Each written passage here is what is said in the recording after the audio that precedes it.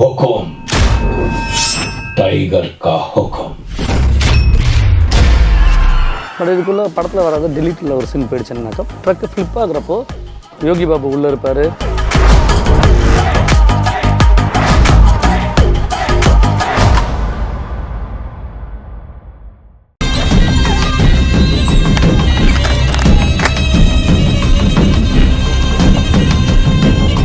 என் புருஷனுக்கு எவ்வளவு ஒருத்தைய ரெண்டாவது கல்யாணம் பண்ணி வைக்க போறீங்களா?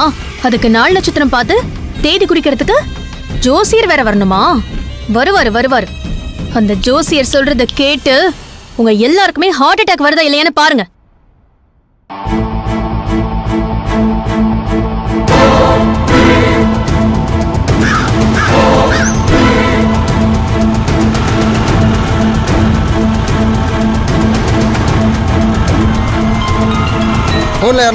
ஏய் குமார், வண்டி நிறுத்து. பூர்ணிமா மேடம் கால் பண்ணுறாங்க, ஸ்பீக்கரில் போடுறேன். போடு மேடம். சொல்லுங்க மேடம். பாபு அண்ணன், நீங்களும் குமாரி இப்ப எங்க இருக்கீங்க? என்னடா சொல்றது, ஒரு இங்கிலீஷ் ஆக்ஷன் மூவி பார்க்கறதுக்காக தியேட்டருக்கு போயிட்டு இருக்கோம் மேடம். இப்ப நீங்க தியேட்டருக்கு போய் படமும் பார்க்க வேண்டாம், குடமும் பார்க்க வேண்டாம். நீங்க ரெண்டு பேரும் ஆர்ஜென்ட்டா எனக்கு ஒரு பெரிய ஹெல்ப் பண்ணணும். உங்களுக்கு ஹெல்ப் பண்ணணும்னா கடவுளை பார்க்கறதுக்கு அப்பாயின்மெண்ட் இருந்தாலும் அதை கேன்சல் பண்ணிட்டு வருவோம் மேடம். நாங்க என்ன ஹெல்ப் பண்ணணும்னு சொல்லுங்க மேடம். இந்த வீட்ல என்னோட வாழ்க்கையே கேள்விக்குறியாயிடுச்சு. என் ஹஸ்பண்டுக்கு செகண்ட் மேரேஜ் பண்ணி வைக்கிறதுக்கு எல்லாரும் தீவிரமா ஏற்பாடு பண்ணிக்கிட்டு இருக்காங்க. ஐயோ, என்ன மேடம் சொல்றீங்க? ஃபர்ஸ்ட் வைஃப் நீங்க இருக்கும்போது உங்க ஹஸ்பண்டுக்கு செகண்ட் மேரேஜ் எப்படி பண்ண முடியும்? சட்டப்படி இது பெரிய அஃபென்ஸ் மேடம். இது விஷயமா தான் ஹெல்ப் கேக்குறீங்களா? நாங்க பாத்துக்கிறோம் மேடம். ஏய், உங்ககிட்ட சட்ட ஆலோசனை கேட்டலாம் நான் ஃபோன் பண்ணல. அப்படின்னா நானே ஸ்ட்ரைட்டா லாயர் கிட்ட பேசிருக்க மாட்டேனா? கோர்ட் கேஸ்னு போகாமலேயே இந்த கல்யாணத்தை தடுத்து நிறுத்தணுங்கிறதா என்னோட நோக்கம். அழகு சிலையாட்ட இருக்கிற உங்களை விட்டுட்டு எப்படி மேடம் இன்னொரு பொண்ணை உங்க ஹஸ்பண்ட் கல்யாணம் பண்ண நினைக்கிறாரு? நான் சொல்றேன்னு தப்பா எடுத்துக்காதீங்க. அவருக்கு ஏதாவது கண்ணுக்கு குருடாகி போச்சா? அவர் ஒன்னும் என்ன ஒதுக்க நினைக்கல. அவரை கல்யாணம் பண்ண நினைக்கிறாளே, அவதான் என்ன ஒதுக்க வச்சிட்டா. யாரு மேடம் அவங்க? வேற யாரு, சிந்துன்னு இருக்கால அவதான். அவங்களா? ஆமா. எல்லார் சப்போர்ட்டோடையும் என் வீட்ல வந்து உட்கார்ந்துகிட்டு என் வாழ்க்கையை நாசம் பண்ண பாக்குறா. கோழியோட கழுத்தை திருக்குற மாதிரி அப்படியே அவங்க கழுத்தை திருக்கி போட்டுடலாம்ல மேடம்? அதோட எல்லா பிரச்சனையும் முடிஞ்சிரும்ல? முட்டாள். அவளை கொலை பண்ணிட்டு நான் ஜெயிலுக்கு போய் உட்காரதா? கத்தி இல்லாம ரத்தம் இல்லாம இந்த கல்யாணத்தை நிறுத்தணும். அதுக்கு நாங்க என்ன பண்ணணும்னு சொல்லுங்க மேடம். உடனே ஆக்ஷன்ல இறங்கிடுறோம். சொல்றேன், நல்லா கவனமா கேட்டுக்கோங்க. கல்யாணத்துக்கு பொண்ணு மாப்பிள்ள பொருத்தம் பார்த்து அது சரியா இருந்தா அப்படியே நிச்சயத்துக்கு நாள் குறிச்சு அப்புறம் கல்யாணம் பண்றதுக்கு எங்க வீட்ல முடிவு பண்ணிருக்காங்க. இப்போ அந்த ஜோசியரை நானே வர வைக்கிறேன்னு அவங்க கிட்ட சொல்லிருக்கேன். அவங்களும் சரின்னு சொல்லிட்டாங்க. இப்போ நீங்க என்ன செய்றீங்கன்னா, நாம சொல்றதெல்லாம் கேக்குற மாதிரி ஒரு ஜோசியக்காரனை கண்டுபிடிச்சு ரகுவுக்கும் சிந்துக்கும் ஜாதக பொருத்தம் சுத்தமா சரியில்லை, அதுவும் பொண்ணோட ஜாதகம் தோஷத்தோட உச்சமா இருக்கு, இதுக்கு பரிகார தோஷம் பண்ணவே முடியாது, அப்படி பண்ண நினைச்சாலே உங்க வீடு முழுக்க அப்படியே விஷப்பாம்புங்களா வந்து குடியிருக்கும், மாசத்துக்கு ஒரு உயிர் போகும், 6 மாசத்துல மொத்த குடும்பமும் அழிஞ்சு போயிடும். அப்படி ஒரு கருண கொடூரமான ஜாதகம் தான் சிந்துவோட ஜாதகம். இப்போ இந்த பொண்ணை நீங்க வீட்ல வச்சிருக்கிறதே மாப்பிள்ளைக்கு ஆபத்தை ஏற்படுத்தும். அதனால இந்த பொண்ணை வெளியே அனுப்பிட்டு நிம்மதியா சந்தோஷமா வாழ பாருங்கன்னு வீட்ல இருக்கிற எல்லாரும் நம்புற மாதிரியும் பயத்தை ஏற்படுத்துற மாதிரியும் அந்த ஜோசியக்காரன் ஜாதகத்தை பார்த்து சொல்லணும். புரிஞ்சுதா? பக்காவா புரிஞ்சுது மேடம்.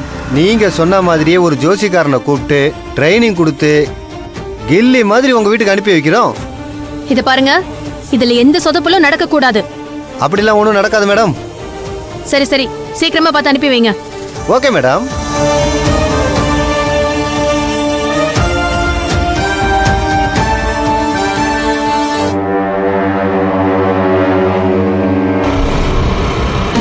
பூரணி மேடம் கேட்ட உடனேயே ஒரு உணர்ச்சி வேகத்துல போலி ஜோசியனை கண்டுபிடிச்சு ட்ரைனிங் கொடுத்து அனுப்பி வைக்கிறோம்னு சொல்லிட்டோம். இப்ப அப்படி ஒரு ஆளுக்கு நாம எங்கடா போறது குமாரு? தேடி கண்டுபிடிச்சு தானே ஆகணும், வேற வழி. எவனாவது ஒரு டுபாக்கூர் ஜோசியர் கிடைக்காம போயிருவோம். பாப்போனே எங்க பாக்குறது? எத்தனை யுகங்கள் கடந்தாலும் கிழக்கே உதிக்கும் சூரியன் மேற்கே உதிக்காது, வடக்கு தெற்காகாது, எத்தனை யுகங்கள் கடந்தாலும் கிழக்கே உதிக்கும் சூரியன் அண்ணா உதிக்காது. கும்பிட போனது இவன் குறுக்க வந்த மாதிரி அங்க ஒரு ஜோசியர் என்ன அழகா பேசிட்டு இருக்காரு பாருண்ணா. எங்கடா? அதுவும் அங்க பாருங்கண்ணா. எத்தனை யுகங்களானாலும் கிழக்கே உதிக்கும் சூரியன் மேற்கே உதிக்காது. வடக்கு தெற்காவாது, தெற்கு மேற்காவாது. அப்படித்தான் இந்த ஆதிச்சாமியோட கணிப்பும் என்னைக்கும் பொய்யாவாது. ஆ, எத்தனை யுகங்கள் என்னடா இவன் ஆனாலும் பைத்தியக்கார மாதிரி தனியா பேசிட்டு இருக்கான்? மேற்கே உதிக்காது. வாங்கண்ணா போய் பார்க்கலாம். வா இறங்கு. கிழ உதிக்காது. அது இந்த மஞ்ச இந்த பக்கமும் சட்டைக்காரன் உதிக்காது, என்னவா அந்த பண்ண பக்கமும் உதிக்காது. போறானோ? அப்ப வாங்கண்ணா போய் பார்க்கலாம். வா. ஆனா கண்டிப்பா உதிக்கும். கிழக்கா இருந்தாலும் சரி, மேற்கா இருந்தாலும் சரி, வடக்கா இருந்தாலும் சரி, தெற்கா இருந்தாலும் சரி, உதிக்கும். எத்தனை யுகங்கள் ஆனாலும் கிழக்கே உதிக்கிற சூரியன் மேற்கே உதிக்காது. வடக்கு தெற்காவாது, தெற்கு வடக்காவாது. அப்படித்தான் இந்த ஆதிச்சாமியோட ஜோதிட கணிப்பும் என்னைக்கும் பொய்யாவாது. அண்ணா இந்த ஆளு பேசுறத பார்த்தா உண்மையான ஜோசியக்கார மாதிரியே தெரியுது. இவரு நம்ம திட்டத்துக்கு ஒத்து வருவாரான்னு தெரியலையே. பணத்துக்கு மயங்காதவன் எவன்டா இருக்கான்?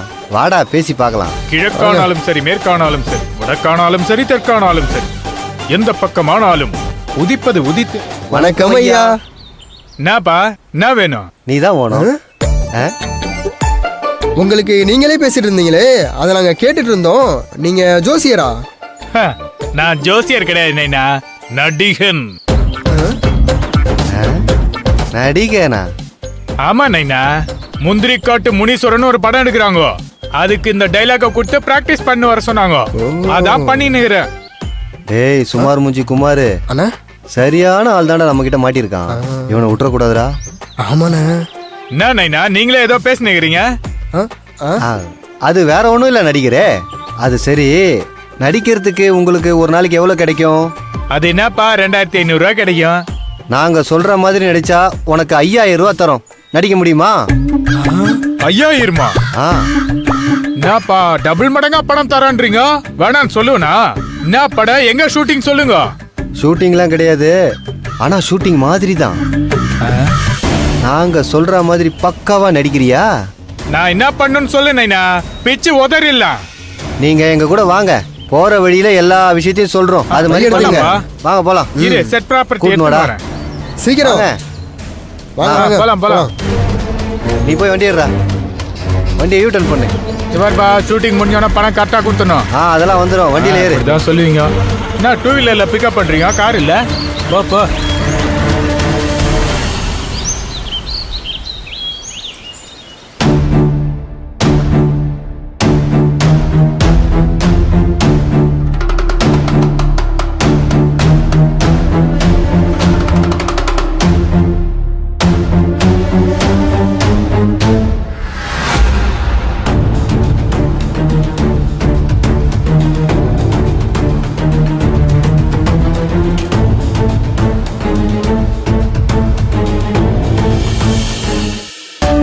நீங்க 2 பேரும் ஜோடியா நிக்கிறத பூர்ணியால தாங்கிக்க முடியல.